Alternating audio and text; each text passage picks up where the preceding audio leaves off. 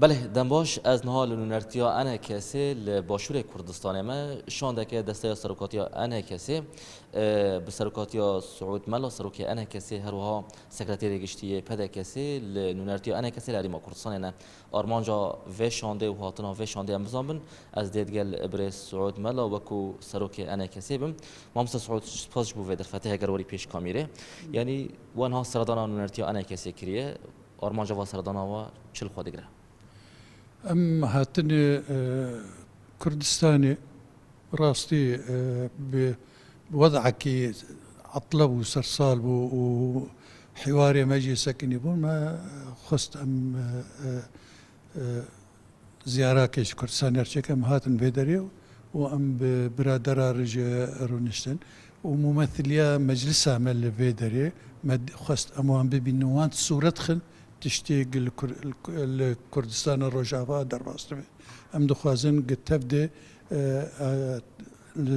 مطلع من الثروات عي قتشيبوي وداخوازي تين خستن وكما درباست بن وصرفي أساسي ما جوان الشرح كري صورة بشكل عام وأم بهيفين برادري مجي بدورة خرابن و قوتنا ما وداخوازي ما بقينن ملتي كردستانا روجلات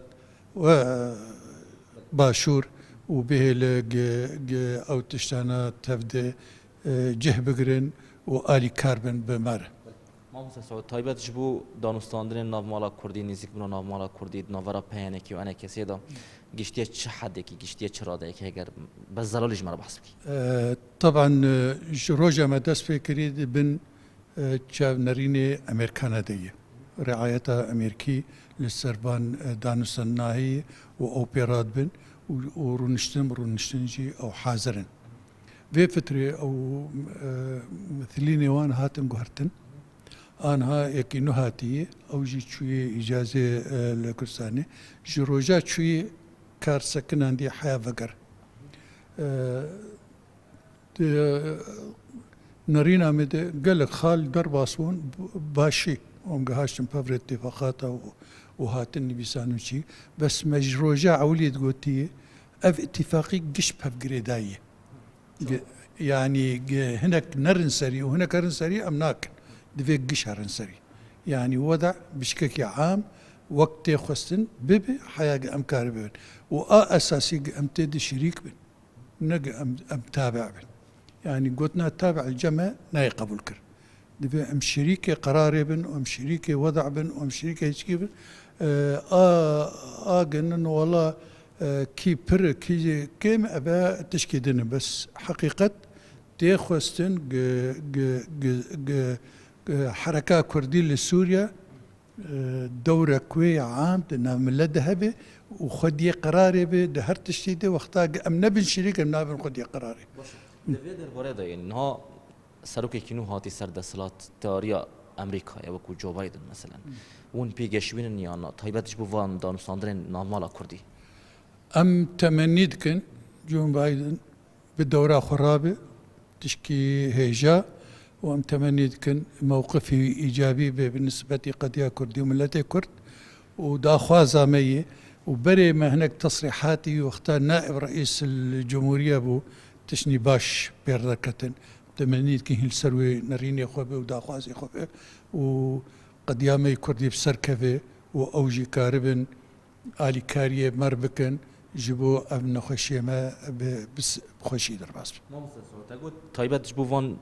جوینه نامالا کردی لهواتنا نامالا کردی ناورا پیانه کی و انا کسی دا تقول بیست ام شریک بن نه شریک بن نابه مجارا عسکری یا سربازی طيبت جبو مجارا پیشمرگین روجاوا چاوه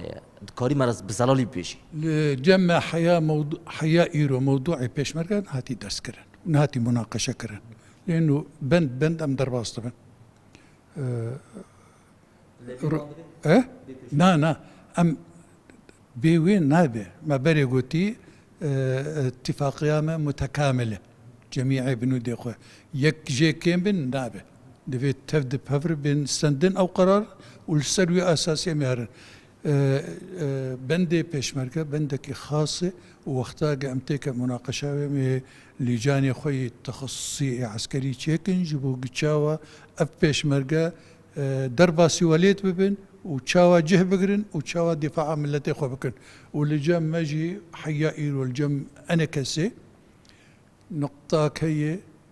بيشمركة دبيت كردستان سوريا دبي مناطق كردي دبي من المناطق عربية دبي